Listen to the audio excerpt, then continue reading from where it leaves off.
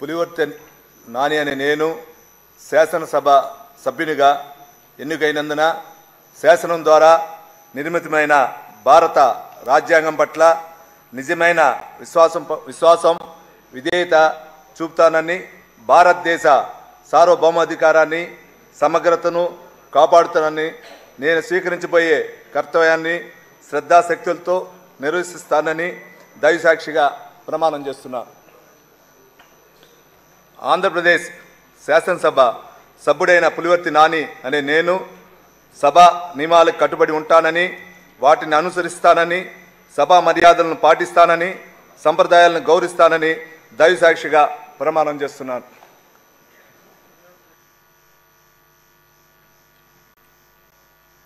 Shri Narayana Reddy Kandula.